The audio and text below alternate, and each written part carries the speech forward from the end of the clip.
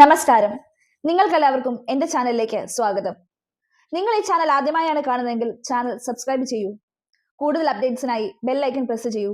Video മുഴുവനായും കാണാൻ ശ്രമിക്കൂ. ഇന്ന് നമ്മൾ സംസാരിക്കാൻ പോകുന്നത് ഹോളിവുഡ് സിനിമാ ചരിത്രത്തിൽ മാത്രമുള്ള ഒരു ഭീകരത നിറഞ്ഞ കഥയെക്കുറിച്ചാണ്. നിങ്ങൾ ഇത് വിശ്വസിച്ചുകൊള്ളണമെന്നില്ല, എന്നാൽ ഇത് സത്യമാണ്.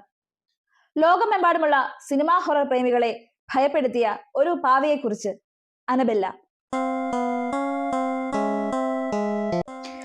നിങ്ങൾ കണ്ടിട്ടുള്ള അനബെൽ സിനിമകളിലെ പാവ ഒരു ഭീകര രൂപമാണ്.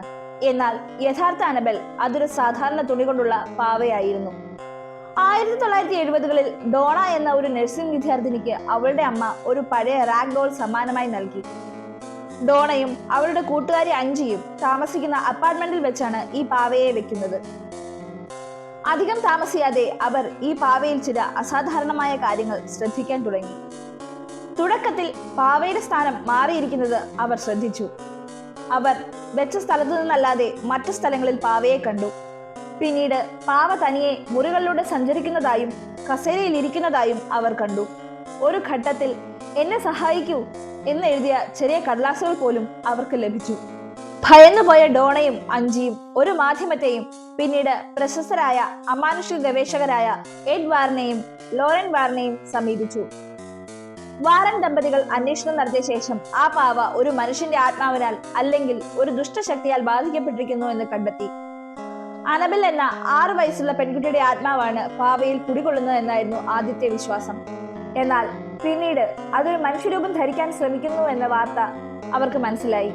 വാരൻ ദമ്പതികൾ ആ പാവയെ അവരുടെ വീട്ടിലേക്ക് കൊണ്ടുപോവുകയും ഒരു പ്രത്യേക പെട്ടിയിൽ അടച്ചിടുകയും ചെയ്തു. ആ പെട്ടി ഒരു പുരോഹിതനാൽ വ്യഞ്ചരിക്കപ്പെട്ടതായിരുന്നു. അന്നു മുതൽ ആ പാവ വാറന്മാരുടെ ഒക്കൾട്ട് മ്യൂസിയത്തിലാണ് സൂക്ഷിച്ചിരിക്കുന്നത്. അവിടെയും പലപ്പോഴും അസാധാരണമായ സംഭവങ്ങൾ ഉണ്ടായിട്ടുണ്ട് എന്ന് പറയപ്പെടുന്നു. വാറൻ ദമ്പതികൾ എപ്പോഴും അന്നബെല്ലിനെ ഒരു കാരണവശാലും തുറന്നു വിടരുത് എന്ന് മുന്നറിയിപ്പ് നൽകിയിട്ടുണ്ട്. ആ പാവയിൽ കുടികൊള്ളുന്ന ഒരു ദുഷ്ടശക്തിക്ക് വലിയ നാശനഷ്ടങ്ങൾ വരുത്താൻ കഴിയുമെന്നാണ് അവർ വിശ്വസിച്ചിരുന്നത്. നിരവധി കഥകൾ പ്രചരിക്കുന്നുണ്ട്. ആളുകൾ ആ പാവയെ സ്പർശിച്ചതിന് ശേഷമോ അല്ലെങ്കിൽ അതിന്റെ അടുത്ത് പോയതിനു ശേഷമോ ദുരന്തങ്ങൾ സംഭവിച്ചിട്ടുണ്ടെന്ന്.